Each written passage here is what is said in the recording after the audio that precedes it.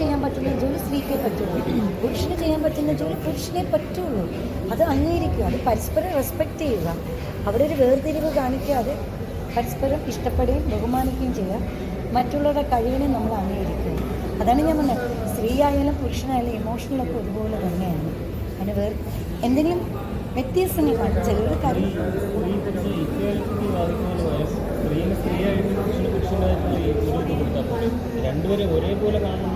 അതൊന്നും ഞാൻ പറഞ്ഞില്ലല്ലോ. പുരുഷൻ എന്തായാലും പ്രസവിക്കാൻ പറ്റില്ല, പീരീഡ്സ് ആവാനും പറ്റില്ല. സ്ത്രീക്ക് അത് പറ്റും. അത് സ്ത്രീയുടെ കുഴപ്പം പുരുഷന്റെ കഴിവുകേടോ അല്ല. അത് പ്രകൃതി കൊടുത്തിരിക്കുന്ന ഒരു നിയമമാണ്. അതേ ഉള്ളൂ, അത്രേ ഉള്ളൂ. അതിൻ്റെ അല്ലല്ല, പുള്ളി ഉദ്ദേശം എന്ന് വെച്ച് കഴിഞ്ഞാൽ അവിടെ എന്തിനാ ഇക്വാലിറ്റി, അതായത് പുരുഷൻ എന്ന് പറയുമ്പോൾ എപ്പോഴും മുകളിൽ തന്നെയാണ് എന്നാണ് ആൾ ഉദ്ദേശിച്ചത്. അതല്ല ഉദ്ദേശിച്ചത്. അതല്ല ഞാൻ പറഞ്ഞ, ഒരു പുരുഷനും സ്ത്രീ ഇല്ലാതെ ലോകമില്ല. അതറിയാമോ? ഒരു സസ്യമായാൽ പോലും ചെടികളായാൽ പോലും അത് സ്ത്രീയുമുണ്ട് പുരുഷനുമുണ്ട്.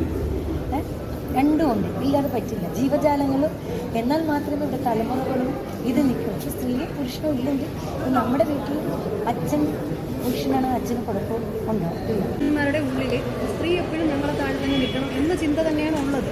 സ്ത്രീക്ക് സ്ത്രീയായിട്ട് നിന്നാൽ പോരെ, പുരുഷന് പുരുഷനായിട്ട് നിന്നോട്. സ്ത്രീ ഇല്ലെങ്കിൽ ഇക്വാലിറ്റിക്ക് വേണ്ടി ഒരു സ്ത്രീ ഇല്ലെങ്കിൽ പുരുഷനും ഇല്ല, പുരുഷനില്ലെങ്കിൽ ഞാൻ അങ്ങനെ ചിന്തിക്കുന്നതാണ്. ഒരു ഈക്വൽ റേഷ്യോ. രണ്ടാണുങ്ങൾ കല്യാണം കഴിഞ്ഞാൽ കൊച്ചുണ്ടാവും, രണ്ട് പെണ്ണുങ്ങൾ കല്യാണം കഴിച്ച കൊച്ചുണ്ടാവും. ഇല്ലല്ലോ. അത് അപ്പോൾ അതങ്ങനെയാണ്. ഇതോ ഞാൻ അതിനെ റെസ്പെക്റ്റ് ചെയ്യുന്നത്. എനിക്ക് എൻ്റെ അച്ഛനോട് ഭയങ്കര ഇഷ്ടമാണ്. എൻ്റെ അച്ഛനാണ് എൻ്റെ ഏറ്റവും എന്താ പറയുക